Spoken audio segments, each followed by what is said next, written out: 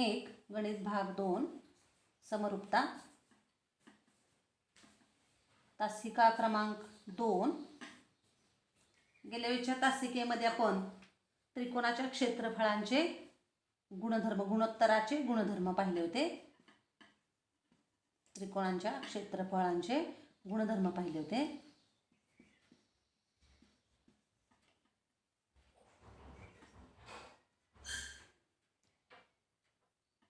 गुणोत्तराचे म्हणूया थोडक्यात आपण त्रिकोणाच्या क्षेत्रफळ गुणोत्तराचे गुणधर्म. त्यातला पहिला गुणधर्म दोन त्रिकोणांच्या क्षेत्रफळांचं गुणोत्तर त्यांचा संगत पाया आणि उंची यांच्या गुणाकाराच्या गुणोत्तरा एवढं असतं. जर पाया समान असेल म्हणजे B1 आणि B2 सारखा असेल तर त्यांच्या क्षेत्रफळांचं गुणोत्तर संगत उंचीच्या गुणोत्तरा एवढं किंवा उंचीच्या प्रमाणात असतं. तिसरा गुणधर्म समजा उंची समान असेल तर दोन त्रिकोणांच्या क्षेत्रफळांचं गुणोत्तर संगत पायांच्या गुणोत्तरा एवढं किंवा प्रमाणात असतं.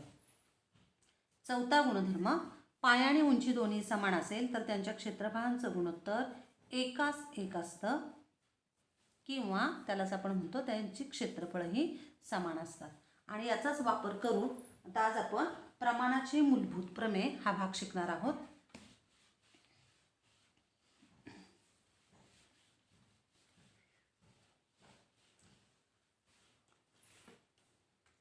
प्रमाणाचे मूलभूत प्रमेय काय स्टेटमेंट आहे बघूया.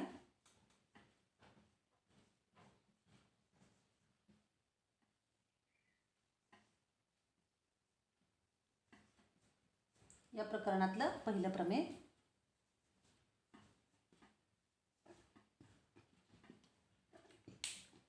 बघा. त्रिकोणाच्या आधी लिहूया स्टेटमेंट.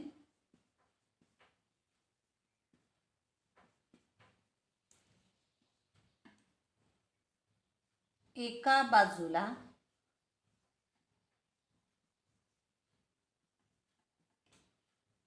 समांतर असणारी रेषा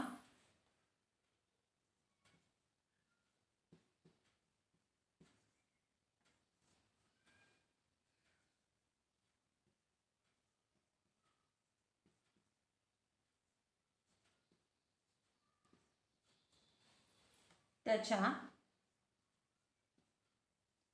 उरलेल्या आता उरलेल्या दोन बाजू आहेत. दोन शब्द नाही लिहिला तरी चालतोय.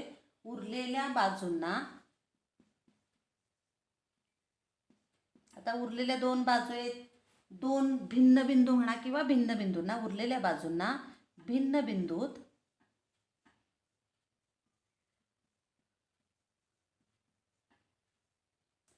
छेदत असेल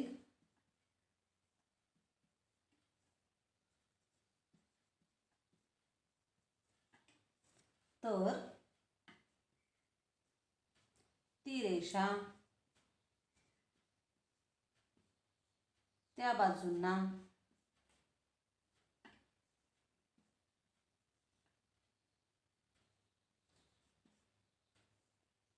प्रमाणात विभागते. एकाच प्रमाणात म्हणा किंवा प्रमाणात सुद्धा फक्त शब्द चालतो. प्रमाणात विभागते. आता आपण 9वी मध्ये प्रमाणात हा भाग पाहिलेला आहे की समजा ABCD हे चार संख्या प्रमाणात असतील तर A/B बरोबर C/D असतं. तसंच इथं प्रमाणात विभागते याचा अर्थ जे भाग झालेले आहेत पहिला भाग दुसरा भाग यांचं गुणोत्तर आणि तिसरा भाग चौथा भाग यांचं गुणोत्तर सारखं असणार आहे. आता या प्रमेयाचा अर्थ पाहूया आपण. पक्ष साध्य काय आहे याच्यातलं पाहूया.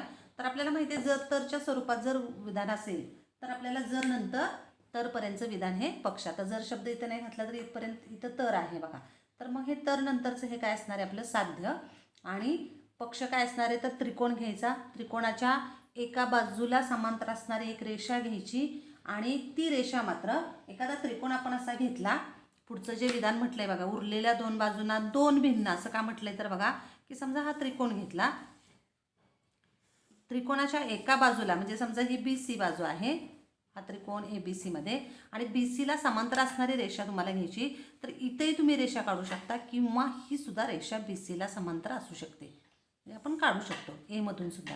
आणि म्हणून ए मधून न घेता उरलेले दोन भिन्न बिंदू छेदणारे म्हणजे ए सोडून उरलेल्या दोन बाजूंना दोन भिन्न बिंदू छेदणारीच रेषा पाहिजे. इथं घेतली तर ही एकाच बिंदू छेदते या दोन्हीही बाजूंना. म्हणजे ए बी आणि एस सीचा हा कॉमन बिंदू आहे आणि यातून जाणारी रेषा आहे, म्हणजे ही घ्यायची नाही आपल्याला.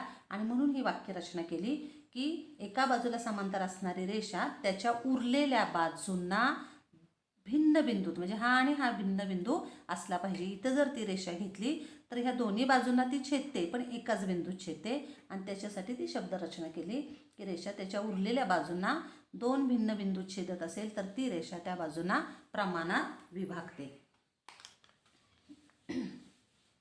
आकृती घेऊयात आपण.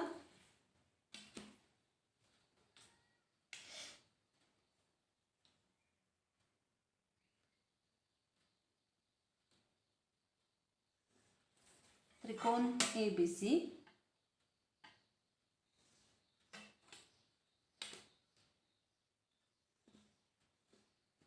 ABCची बाजू BC आहे. इथं A बिंदू, हा B बिंदू आणि हा C बिंदू. मग ABCच्या बाजू BCला समांतर असणारी रेषा. कच्ची आकृती आपण काढतोय पण तरीही ती आकृती त्या पद्धतीने दिसली पाहिजे बघा. इथं BCला समांतर असणारी आपण रेषा L घेतलेली आहे. रेषा L म्हणूया आणि दोन भिन्न बिंदूत म्हणजे त्या दोन भिन्न बिंदूंना नाव देऊया बिंदू P आणि बिंदू Q. आता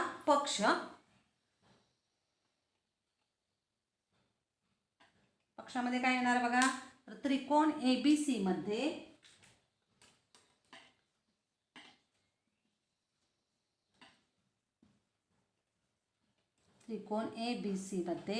रेषा L समांतर बाजू BC. बघा रेषा L समांतर बाजू BC. आता ही L रेषा आहे ते बाजू AB आणि AC ला कोणत्या बिंदूत छेदते P आणि Q मध्ये. मग ते लिहिलं पाहिजे आपल्याला. रेषा L बाजू AB व बाजू AC ला अनुक्रमे आपण एकत्र विधान लिहिले म्हणून अनुक्रमे बिंदू P व बिंदू Q मध्ये छेदते.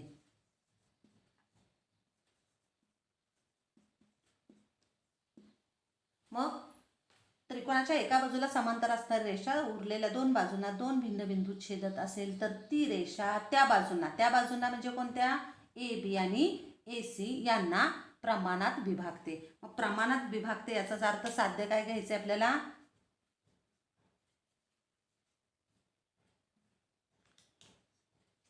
AP छेद PB बरोबर AQ छेद QC. बघा AP छेद PB बरोबर AQ छेद QC असं साध्य घ्यायचंय. आता याच्याच आधी आपण त्रिकोणाच्या क्षेत्रफळांचे गुणधर्म पाहिलेले आहेत. त्यांचा इथे आपल्याला वापर करायचा आहे. सिद्धता.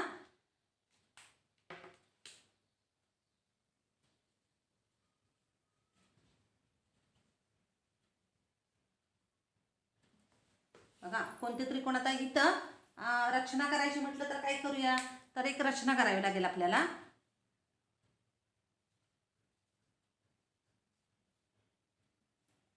रचनेमध्ये काय करूया तर रेख PC.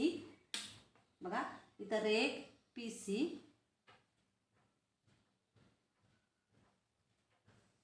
आणि रेख BQ QB दोन्ही अर्थ चालेल जोडायचे आपल्याला.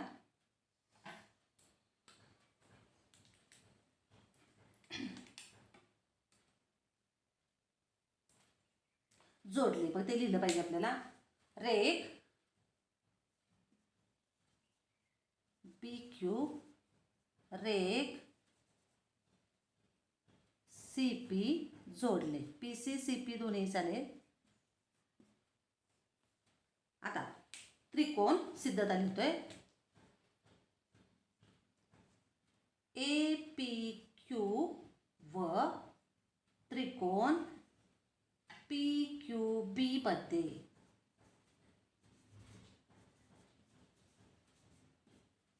आता इथं जर आपण कच्ची आकृती बघूया जरा. हा त्रिकोण तुमचा APQ आहे आणि हा इकडं वाढवल्यानंतर हा B आहे, हा C आहे, AP आणि Q. सॉरी इथं Q आहे. मग हे दोन त्रिकोण विचारात घेतलेत. आता या दोन त्रिकोणांचा विचार केला तर PQ ही सामायिक भुजा आहे. ती काही उंची नाही पण सामायिक भुजा आहे. आणि मग या दोन्ही त्रिकोणांची जर तुम्ही उंची काढण्याचा आपण प्रयत्न केला तर आपल्याला माहिती आहे की कॉमन हा जो शिरोबिंदू आहे याच्यापासून तुम्ही इकडं लंब टाकला तर ही दोन्ही त्रिकोणांची काय असणार आहे, उंची असणार आहे. पहिल्याही त्रिकोणाची याही त्रिकोणाची तीच उंची असणार आहे आणि याही त्रिकोणाची तीच उंची असणार आहे. उंची दिसत नाही इथं सुद्धा बघा की हे दोन जे त्रिकोण आहेत त्यांचा हा PQ सामायिक भुज आहे, Q हा सामायिक बिंदू आहे. तिथपासून जर समोरच्या बाजूला आणि हे एक रेषीय आहेत, APB हे कसे आहेत, एक रेषीय आहेत. म्हणजे या रेषेवर टाकलेला लंब ही दोन्ही त्रिकोणाची उंची असणार आहे. म्हणजेच या दोन्ही त्रिकोणामध्ये हा पहिल्या आणि दुसऱ्या त्रिकोणाची उंची कशी आहे, समान आहे. आणि समान उंचीचे त्रिकोण असेल तर आपल्याला क्षेत्रफळ माहिती आहे त्यांच्या संगत पायांच्या प्रमाणात असते किंवा संगत पायांच्या गुणोत्तरा एवढे असते. आणि म्हणून APQ व PQB मध्ये एरिया ऑफ त्रिकोण APQ छेद एरिया ऑफ त्रिकोण PQB बरोबर. आता संगत उंची समान आहे, संगत पाये काय येणार आहेत, AP पहिल्या त्रिकोणाचा AP छेद PB. आणि कारण काय म्हणूया, समान उंचीचे त्रिकोण.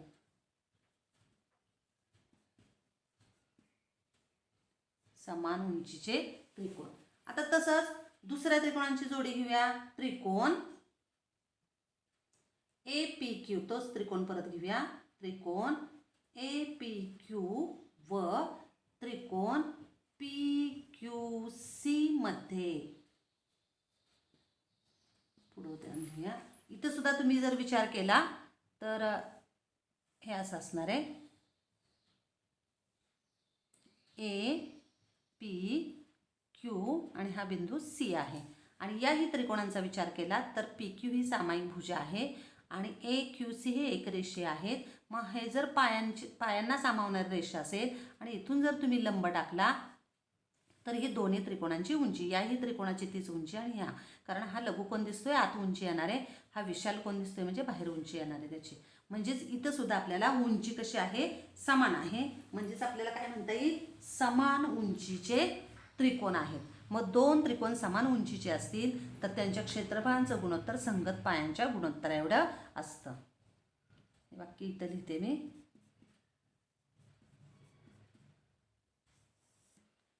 मग दुसरं विधान, एरिया ऑफ त्रिकोण APQ छेद एरिया ऑफ त्रिकोण PQC बरोबर. समान उंचीचे त्रिकोण आहेत, त्यांचं क्षेत्रफळांचं गुणोत्तर संगत पायांच्या गुणोत्तरा एवढं म्हणजे AQ छेद QC. आणि इथं कारण सांगता येईल समान उंचीचे त्रिकोण. ही दोनच विधान अतिशय अगदी महत्त्वाचे आहेत. आता तिसरी जोडी आपण पाहूया की आता बघा इथं रेषा L आहे, BC ला समांतर आहे.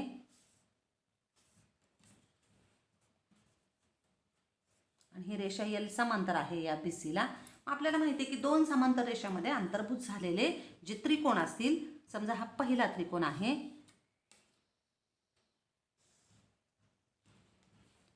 PBC, तर याची उंची म्हणजे P पासून BC वर टाकलेला लंब. आता दुसरा इथं दिसतोय आपल्याला Q बिंदू. आणि समजा दुसरा त्रिकोण आहे, थोडं Q इकडे घेऊया, तर हा त्रिकोण दिसतोय दुसरा आपल्याला.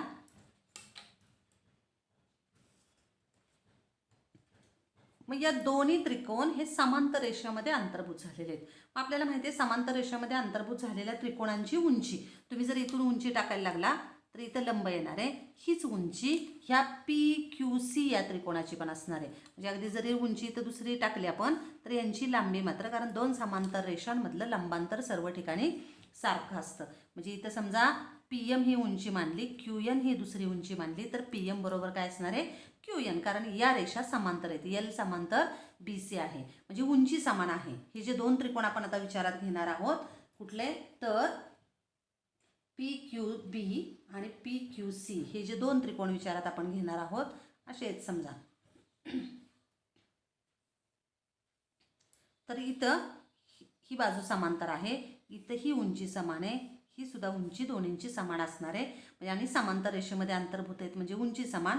आणि त्यांच्या पायांचा विचार केला तर PQ हा पाय आहे. म्हणजे इथूनच इकडे उंची घ्यावी विचारात असं नाही की दोन्हींचाही विचार केला तुम्ही तर दोन्ही त्रिकोणामध्ये समजा पाया तुम्ही PQ विचारात घेतला. बघा इथून सुद्धा असा उलटा सुद्धा विचार आपल्याला करता येईल की याची उंची काहीची तर इथून सुद्धा आपल्याला लंब इकडे टाकता येतो.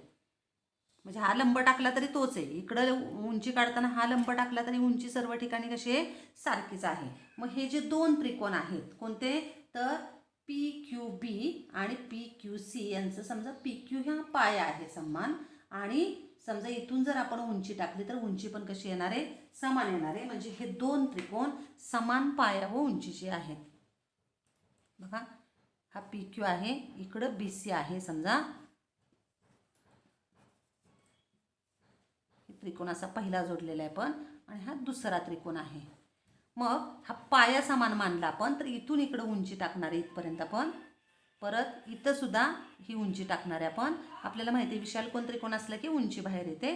आणि मग ही उंची कशी आहे समान, आणि हे आहेत पाये, म्हणजे पायाने उंची समान आहे आणि म्हणून त्यांचं क्षेत्रफळ सारखं आहे. आणि म्हणून तिसरं विधान, त्रिकोण PQB व त्रिकोण PQC मध्ये तिसरं विधान, एरिया ऑफ त्रिकोण PQB बरोबर एरिया ऑफ त्रिकोण PQC. कारण काय सांगता येईल, समान पाया व उंचीचे त्रिकोण.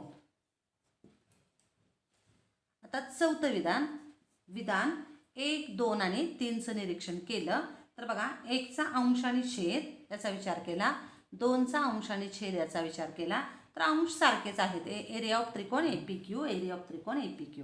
आणि छेदांचा विचार केला तर एरिया ऑफ त्रिकोण PQB आणि एरिया ऑफ त्रिकोण PQC हे मात्र तिसऱ्या विधानावरून सारखं आहे. म्हणजे अंश सारखे आहेत आणि हे छेदही सारखे आहेत, म्हणजेच हे दोन्ही किमती कशा असणार आहेत सारखे असणार आहेत. आणि म्हणून विधान 1, 2 व 3 वरून आपल्याला चौथं विधान काय म्हणता येईल, एरिया ऑफ त्रिकोण APQ छेद एरिया ऑफ त्रिकोण PQB बरोबर एरिया ऑफ त्रिकोण APQ छेद एरिया ऑफ त्रिकोण PQC. आणि कारण काय सांगता येईल, विधान 1, 2 व 3 वरून, 1, 2 व 3 वरून. बघा या डाव्या बाजू आणि याच्या डाव्या बाजू सारख्या आहेत. त्यातलं आपल्याला इथं सुद्धा दिसतंय APQ बरोबर APQ आहेच, आणि PQB बरोबर इथं आपण केले PQC. म्हणजे PQB बद्दल काय किंमत घातली समजा PQC असाही विचार करता येईल. आता विधान 1, 2 आणि 4चा विचार करूया.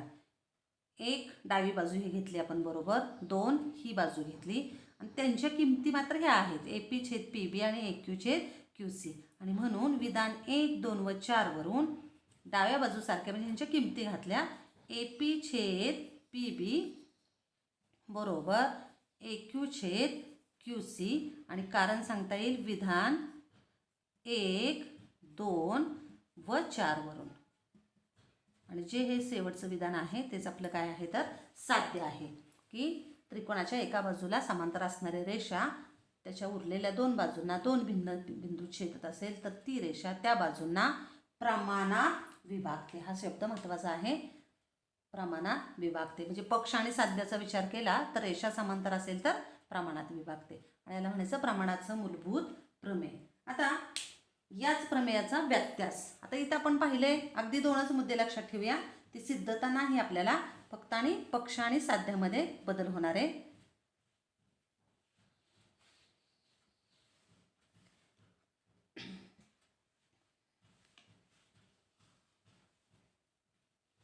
थोडक्यात हे करूया. प्रमाणाच्या मूलभूत प्रमेयाचा व्यत्यास. त्याची सिद्धता आपल्याला अप्रत्यक्ष पद्धतीने लिहिता येते, फक्त चर्चा आपण करणार आहे. त्याची सिद्धता नाही आपल्याला. प्रमाणाच्या मूलभूत प्रमेयाचा व्यत्यास.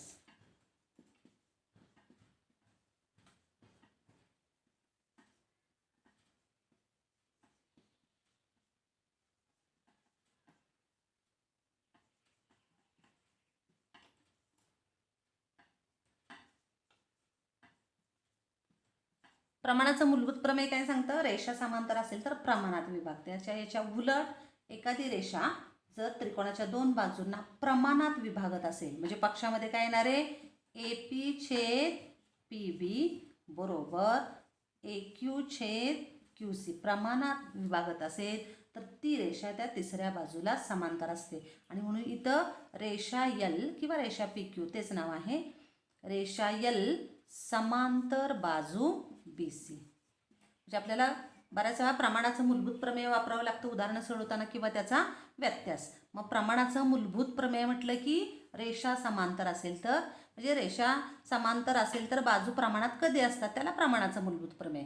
मग पक्षामध्ये असतं रेषा L किंवा रेषा समांतर आहे तर ती प्रमाणात विभागते. आणि प्रमाणाच्या मूलभूत प्रमेयाचा व्यत्यास काय सांगतो? जर प्रमाणात विभागत असेल तर ती रेषा त्या तिसऱ्या बाजूला समांतर असते. याचं फक्त आपल्याला उदाहरणं सोडवताना व्यत्यास काय आणि प्रमेय काय आहे ते सांगता आलं पाहिजे. आता बघा, प्रमाणाचा मूलभूत प्रमेय आणि त्याचा व्यत्यास याच्यावर आधारित सराव संच 1.2 मधली जी उदाहरणं आहेत ती पाहणार आहोत आपण.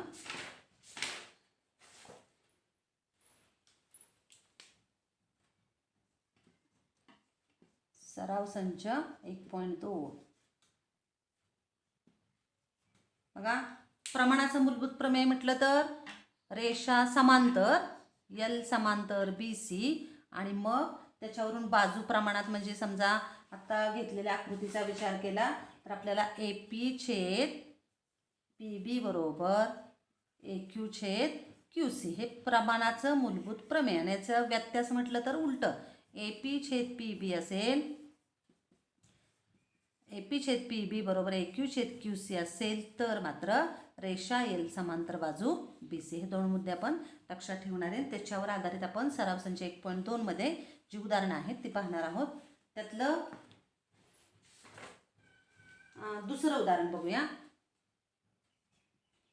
आकृती काय दिली आहे त्याच्यावर ना लक्षात येईल. आकृती बघा, त्रिकोण PQR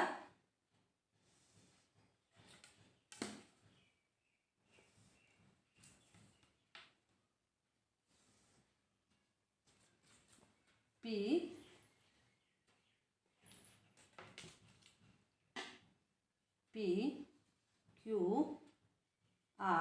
आणि काय म्हटले तर PM किंमत दिलेली आहे, PQ किमती दिलेल्या आहेत त्यातल्या रेषाखंडांच्या किंवा बाजूंच्या. आणि आपल्याला रेषा समांतर NM ही समांतर आहे का नाही ते शोधायचे. नाव देऊया आकृतीला.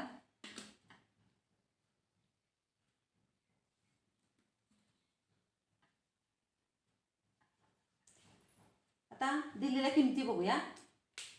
PM बरोबर 15 दिले आपल्याला, इथली किंमत 15 दिली.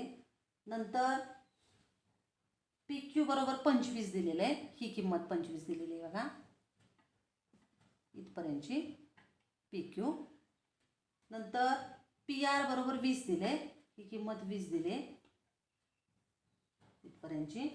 नंतर NR बरोबर 8 दिले आणि आपल्याला काय सांगितले तर NM हे PR ला समांतर आहे, RQ ला समांतर आहे का नाही ते शोधा. आता आपल्याला पाहिले आपण प्रमाणाचं मूलभूत प्रमेय काय पाहिले तर रेषा समांतर असेल तर प्रमाणात विभागते. आता प्रमाणात विभागत असेल तर समांतर असते. म्हणजे इथं आपल्याला थोडक्यात व्यत्यासाचा विचार करावा लागेल. आणि मग प्रमाणात आहे का नाही ते पाहण्यासाठी काय करावं लागेल आपल्याला तर इथं PN छेद NR बरोबर PM छेद MQ काढलं पाहिजे. पण डायरेक्टली आपल्याला PN ची किंमत दिली नाही, पण आकृतीवरून आपल्याला माहिती आहे की PR बरोबर PN अधिक NR. PR 20 आहे. तोंडी सुद्धा हे उत्तर काढता येतात आपल्याला. हे टोटल 20 आहे, 8 आहे, म्हणजे हे 12 असेल. पण आता मांडणी कशी केली पाहिजे ते पाहतोय आपण. तर PN माहिती नाही, किंमत पाहिजे आपल्याला, आणि NR किती आहे 8. मग 20 वजा 8 बरोबर PN, 12 बरोबर PN, आणि म्हणून PN बरोबर 12 ही लागणारी किंमत आपल्याला म्हणून आपण काढलेली आहे. आता दुसऱ्या याच्यामध्ये बघूया बाजूला की PQ बरोबर PM अधिक MQ. त्यातलं PQ किंमत दिलेली आहे 25, PM 15 अधिक MQ. मग 25 वजा 15 बरोबर MQ, 10 बरोबर MQ, म्हणून MQ बरोबर 10 ह्या किमती लागणार आहेत आपल्याला. आता PN छेद NR ही किंमत काढूया. अगोदरच माहिती नाही आपल्याला गुणोत्तर सारखं आहे का नाही ते. मग PN ची किंमत 12, NR ची किंमत 8, भाग लावला तर 4 त्रिक 12, 4 दुनी 8, 3/2 याला समीकरण 1 म्हणूया. नंतर PM छेद MR, PM छेद MQ. PM किती आहे 15 आणि MQ ची किंमत किती आली 10. इथे सुद्धा सोपं रूप दिलं तर 5 ने भाग जातोय. 5 त्रिक 15, 5 दुनी 10, 3/2 याला समीकरण 2 म्हणूया. मग इथं आपल्याला कसं लक्षात येईल की विधान किंवा समीकरण 1 व 2 वरून ज्या उजव्या किमती पाहिल्या आपण त्या कशा आहेत सारख्याच आहेत. मग डाव्या किमती पण कशा असणार आहेत सारख्या, आणि म्हणून PN छेद NR बरोबर PM छेद MQ. म्हणजे आपण काय दाखवलं तर त्रिकोणाच्या एका बाजूला ही छेदणारा रेषाखंड आहे, रेषेला सामावणारी रेषाखंडाला सामावणारी रेषा असू शकते. म्हणजे रेषाखंड जर प्रमाणात विभागत असेल तर रेषा पण त्याला रेषाखंडाला सामावणारी रेषा सुद्धा प्रमाणात विभागत असेल. मग ही NM न या रेषाखंडाला या बाजूला आणि या बाजूला विभागलेलं आहे, आणि ते विभाग जे झालेले आहेत ते कसे आहेत प्रमाणात आहेत. आणि मग प्रमाणात असेल तर NM समांतर काय असलं पाहिजे RQ, आणि म्हणून रेषा NM समांतर रेख RQ, बाजू RQ.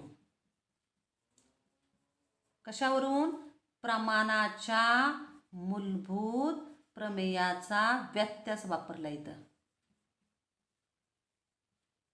प्रमाणाचं मूलभूत प्रमेय काय असतं रेषा समांतर असेल तर प्रमाणात विभागते. मग त्याच्या उलट काय असणार आहे प्रमाणात विभागत असेल तर रेषा समांतर असते, आणि म्हणून प्रमाणाच्या मूलभूत प्रमेयाचा व्यत्यास वापरून हे उदाहरण आपण सोडवलेलं आहे. त्याच्यानंतर असंच एक चौथं उदाहरण बघूया.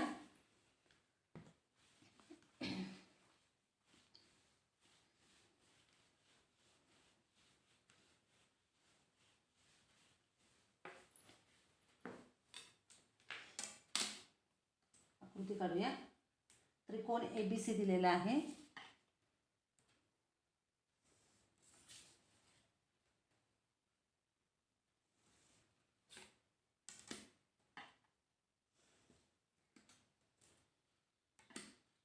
PQ रेषाखंड दिलेला इथं.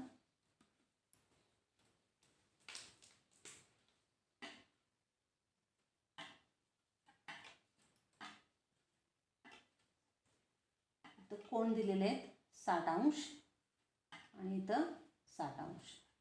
आणि आपल्याला काय साध्य करायचं आहे साध्य बघूया काय आहे.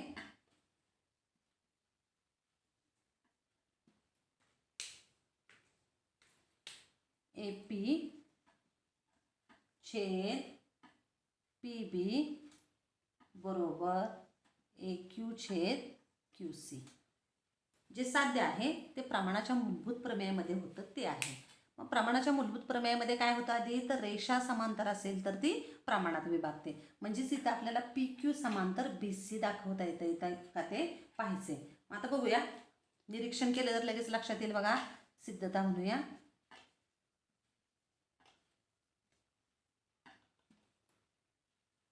कोन, पहिलं विधान बघा, कोन APQ बरोबर कोन ABC बरोबर काय आहे 60 अंश. कशावरून?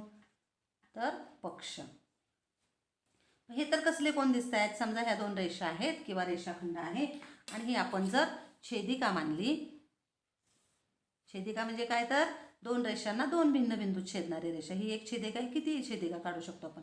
आणि ह्या छेदिकेमुळे तयार झालेले हे कसले कोण दिसत आहेत? तर संगत कोण. आणि संगत कोण जर एकरूप असतील तर आपल्याला माहिती आहे, आपण 9वी मध्ये पाहिल्यात समांतरतेच्या कसोट्या. तर त्याच्यामध्ये रेषा कशा असतात? मग संगत कोण एकरूप असतील तर रेषा समांतर असतात. आणि म्हणून दुसरं विधान आपल्याला काय लिहिता येईल? तर रेख PQ किंवा रेषा PQ म्हणा, समांतर रेख BC कशावरून? विधान 1 वरून संगत कोण. आता फक्त दुसरं विधान बघूया. PQ समांतर BC असेल. P आणि Q हे भिन्न बिंदू आहेत.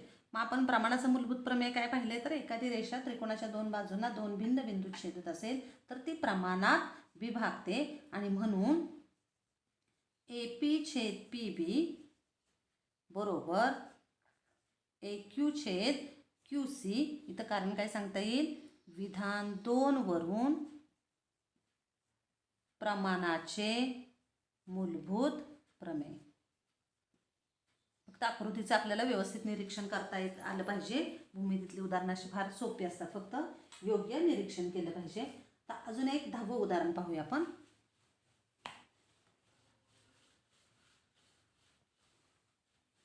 ज्याच्यामध्ये कृती आहे. गाळलेल्या जागा भरायला दिलेल्या आहेत आपल्याला. आकृतीचा विचार करूया आधी. DEF हा त्रिकोण दिलेला आहे.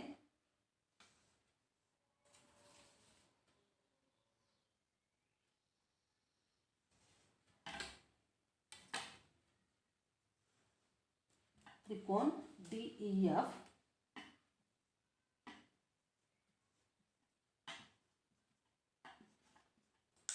नंतर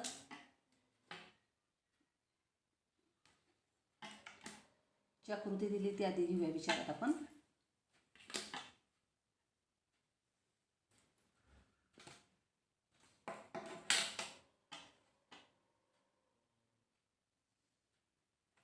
याच बाजूवर P आहे इथं.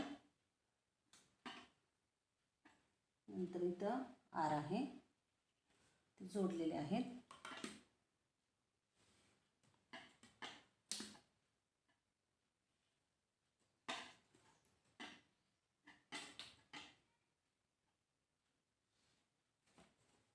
नाव देऊया आता बिंदूंना.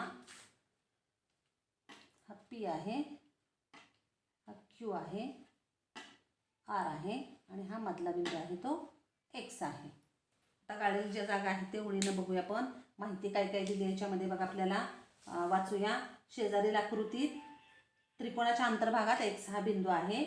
हा एक कोणताही बिंदू आहे. X हा त्रिकोणाचा शिरोबिंदूंशी जोडला आहे. म्हणजे X हा प्रत्येक त्रिकोणाच्या भागात शिरोबिंदूला जोडलेला आहे. म्हणजे अगदी बाहेरचा त्रिकोण घेतला DEF तरी त्याच्याशी सुद्धा, आणि PQR हा आतला त्रिकोण आहे त्याच्याशी सुद्धा हा X हा बिंदू त्या शिरोबिंदूंशी जोडलेला आहे. त्याचप्रमाणे आपल्याला काय दिले?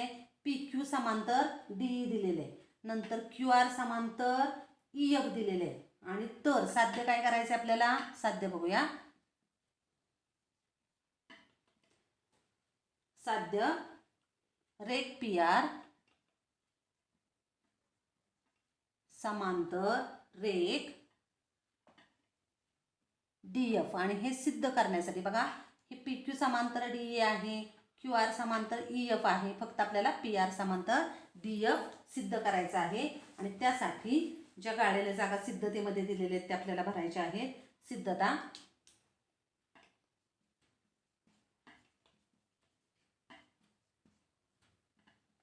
पहिलं विधान बघा. त्रिकोण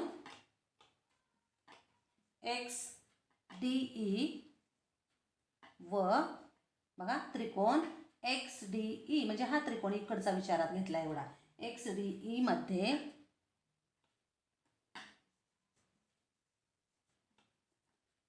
PQ समांतर बघा PQ समांतर काय येणार आहे DE. आता इथं कारण काय येणार आहे आपलं पक्ष. गाळलेली जागा ही जी दिलेली आहे ती आपण लाल पेननं लिहितोय, लाल कलरनं पक्ष.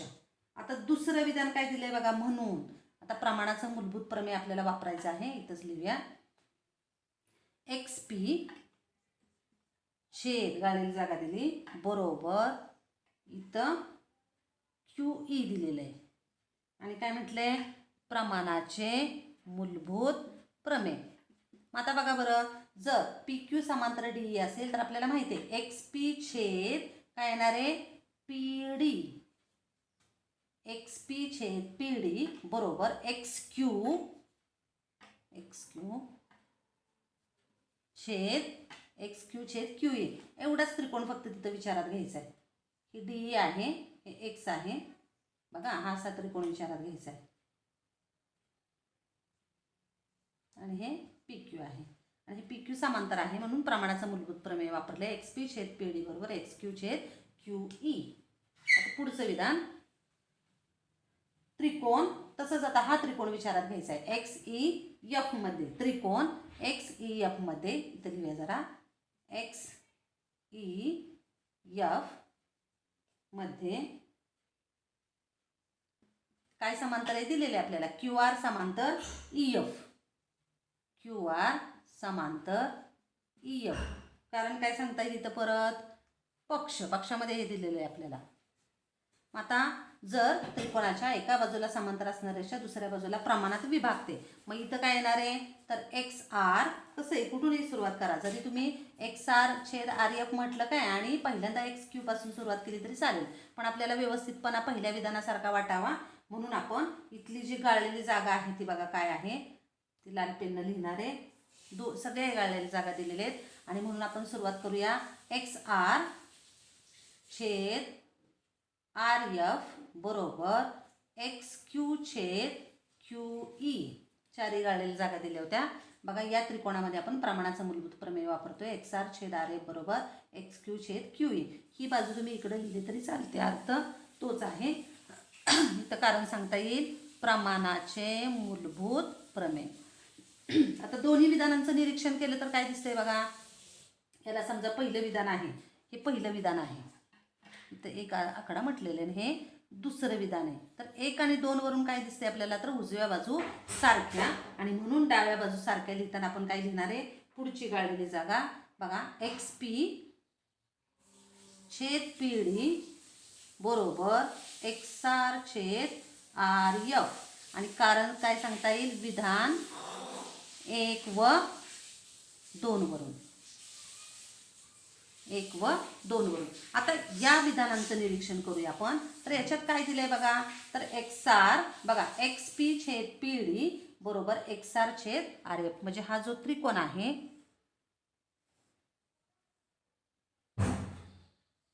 तर याच्यामध्ये हा D आहे, हा X आहे, हा P आहे, हा R आहे आणि हा F आहे. आणि याच्यात काय दाखवलं तुम्ही तर XP छेद PD बरोबर XR छेद RF.